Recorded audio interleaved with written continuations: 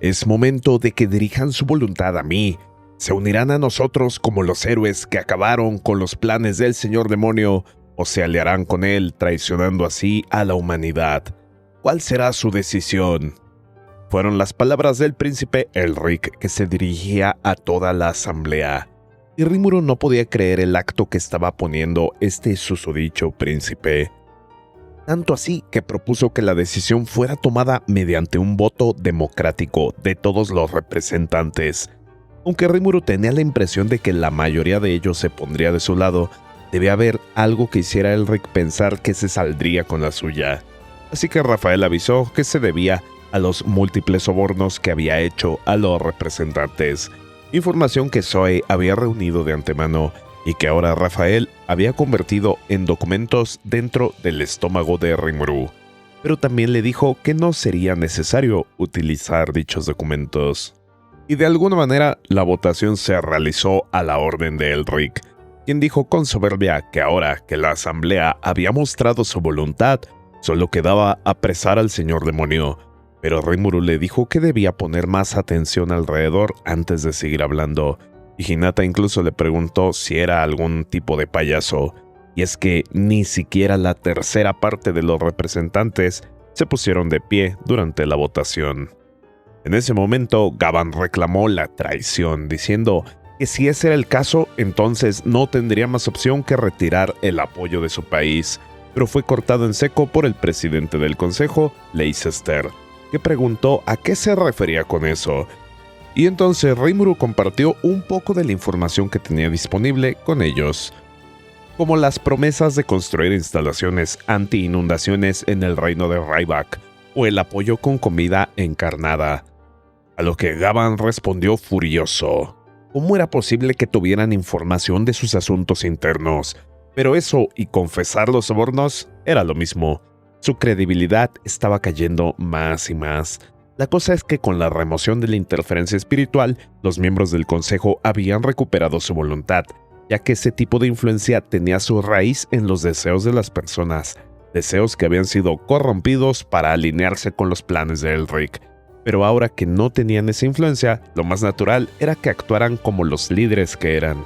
Comparado con la habilidad de Masayuki, que influenciaba a las personas para que lo apoyaran, en su caso él no tenía control sobre dicha habilidad, y no es como si lo usara para hacer el mal.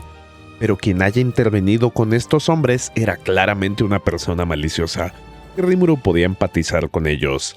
Para los que, aún después de haber sido liberados de la interferencia, decidieron votar en su contra, muchos de ellos ya se habían arrepentido de su decisión al ver el resultado e intentaron sentarse de vuelta, pero Zoe los mantuvo de pie con sus hilos. Hinata declaró como observador imparcial que, dados los resultados de la votación, las acciones de Elric estaban fuera de lugar y su intento de apresar al señor demonio Rimuru no sería pasado por alto. Incluso el acto de someter todo a votación debería ser investigado y determinar un castigo apropiado más adelante. Y en este punto, hasta los hijos de Bert, al ver que Elric estaba provocando el conflicto por su cuenta, pensaban en rescindir su contrato y evitar la pelea. Pero Reiner intervino diciendo que eso no importaba siempre y cuando él estuviera ahí. Tomarían control del señor demonio, lo quisieran o no. Este le dijo a Rimuru que si le lamía las botas, haría lo posible para no causarle mucho dolor. Pero Hinata estaba harta y le dijo que no permitiría más insultos, así que sería ella quien se encargaría de ponerlo en su lugar. Geiji dio órdenes a algunos de sus hombres de bloquear la entrada con la intención de que nadie interfiriera desde el exterior y de que nadie de los presentes huyera, y desenvainando sus armas, estos apuntaron amenazadores a la multitud. La sorpresa del presidente fue grande al ver que habían cometido el delito de meter armas a la sala del consejo. Reiner dijo que era momento de desenmascarar la farsa que era la capitana de los paladines, a quien se le había subido a la cabeza su título, el cual le parecía totalmente inmerecido, y Geiji pidió que le dejaran a él enfrentar a Rimuru. Reiner se lo permitió, recordándole tener cuidado con la espada sagrada que le había prestado. Estos hombres no eran precisamente débiles, ambos estaban por encima del rango A, pero eran ignorantes del mundo, ya que siendo guerreros de ciudades relativamente pacíficas, Seguro, podrían ser figuras en esos lugares donde se probaban contra otros humanos, pero no tenían la experiencia ni una imagen concreta de lo que representaba pelear con monstruos que fácilmente podían alcanzar ese nivel. Para Rimuru, Geiji, con su espada sagrada que parecía ser rara o incluso única, no era una amenaza, y ciertamente Reiner no era nada del otro mundo para Hinata. Solo que antes de que la pelea comenzara, alguien más dio un paso al frente diciendo: «He soportado que insultaran y humillaran al hombre que más respeto durante mucho tiempo, pero no más». Geiji le preguntó a Rimuru si no tenía vergüenza al esconderse detrás de una chica, y ella le respondió que ellos no merecían el esfuerzo ni de su hermano ni de su señor. Ella misma se haría cargo. Era Shuna, que avanzaba con fuertes pisadas y una mirada fría hacia su enemigo. Benimaru y Rimuru cruzaron los ojos momentáneamente y se pusieron de acuerdo enseguida en que no era sabio meterse en su camino. Si Shuna había decidido actuar, lo mejor era dejarla hacer lo suyo. Para ese momento, su habilidad codificador ya debería haber descifrado todas las habilidades de Geiji y de su espada, y si algo salía mal, podrían intervenir en cualquier momento, pero dudaban que así fuera. La batalla comenzó y Hinata, vestida con su atuendo formal, no parecía impedida en lo más mínimo. Era claro que no iba al 100% de su fuerza, pero usó la suficiente para dejar una clara diferencia, que a los ojos de Rimuru era abismal. Ella podría con uno o dos señores demonio cualquier día del año. Se abalanzó a una velocidad imposible de seguir para Reiner. Lo tomó del brazo y lo azotó contra el suelo con suma facilidad. Por otra parte, Shuna caminó de frente hasta Geiji, quien lanzó un ataque con su espada, pero este fue repelido con un simple movimiento del abanico de Shuna, que fue suficiente para partir la susodicha espada santa como si nada. Pero Shuna no se detuvo ahí. Después de toda su habladuría, no le permitiría rendirse como si nada, y lo provocó para que se levantara y siguiera peleando. Geiji, ciego de ira, así lo hizo, buscando una espada de repuesto, pero cada vez que se levantaba, Shuna lo volvía a derribar, una y otra vez, cada vez mirándolo con más desprecio, como si fuera una simple alimaña. Shuna, como parte de sus deberes de princesa, estaba también entrenada en el combate cuerpo a cuerpo, y fue de la mano de Hakuro que había aprendido las técnicas de Jiu-Jitsu que estaba mostrando. Después de todo, los ogros eran una raza de guerreros, y princesa o no, cualquiera de ellos sabría cómo pelear dada la ocasión.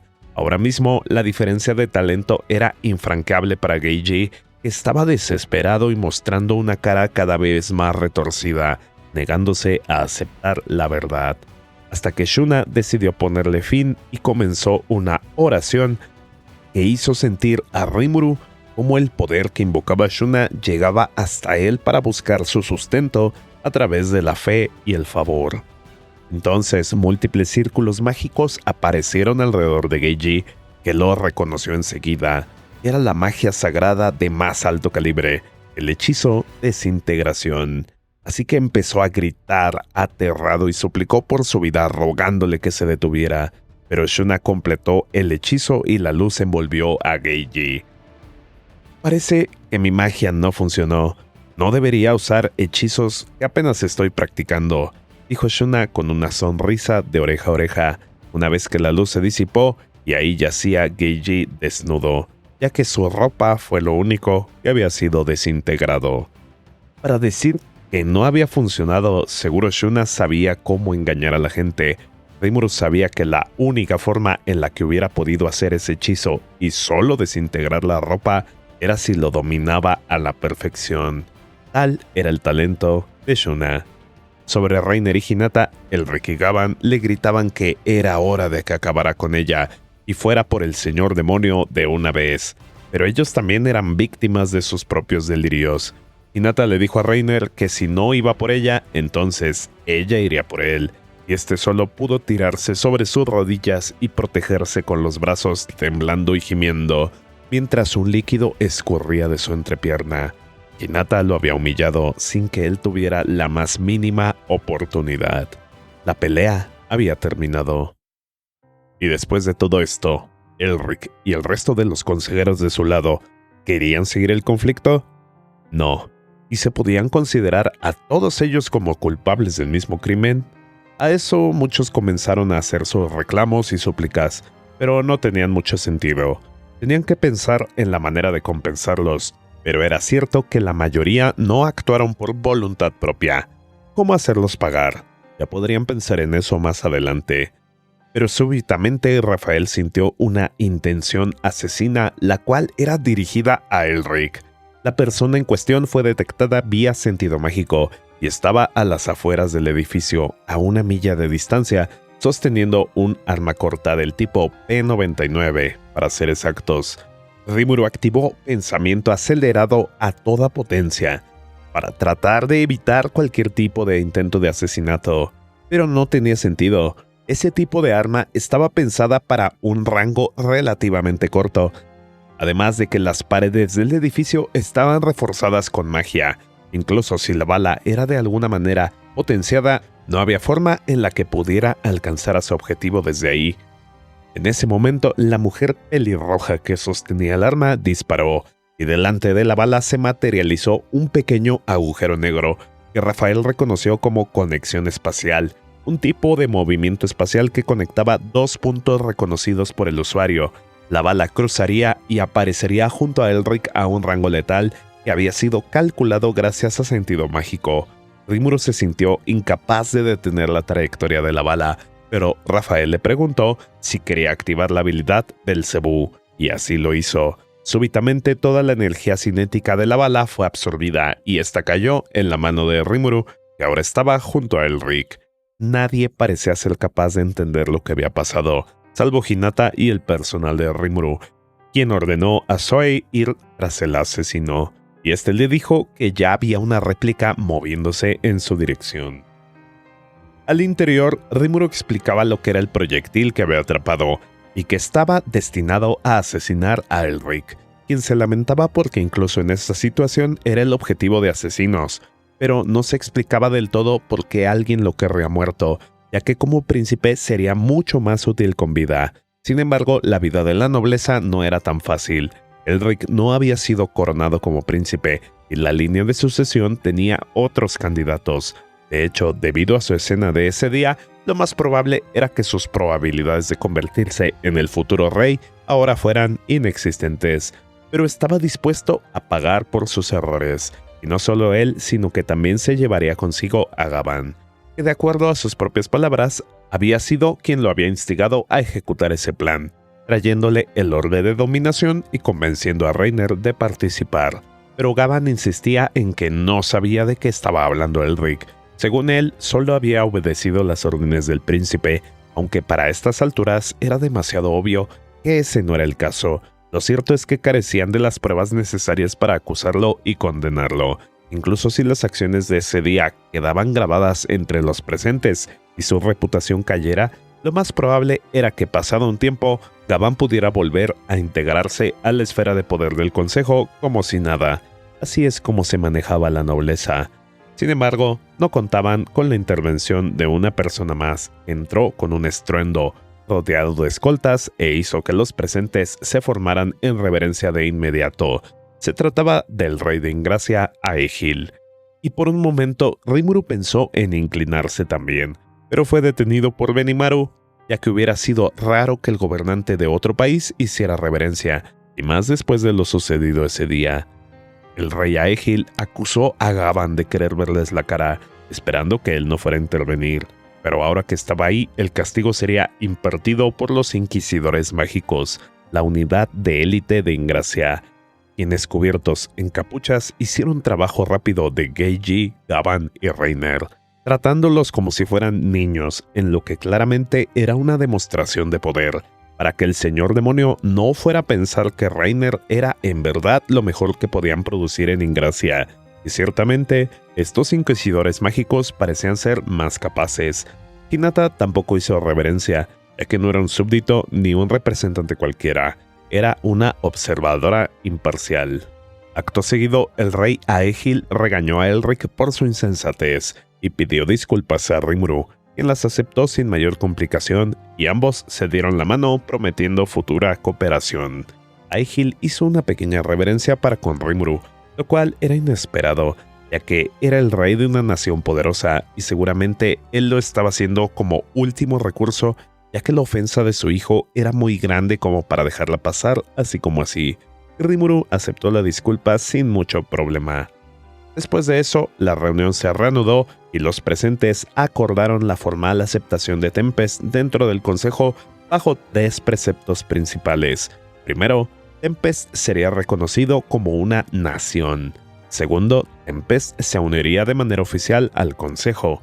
Y tercero, los deberes militares del consejo quedarían en manos de Tempest.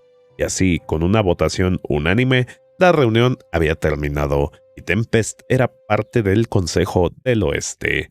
Rimuru pensaba que sería una molestia tratar con la nobleza si siempre usarían el mismo tipo de juegos de palabras y engaños, pero de ahora en adelante decidió que Rafael se encargaría de analizar y tratar con esas personas. Rafael aceptó la tarea y pronto todos abandonaron la cámara del consejo.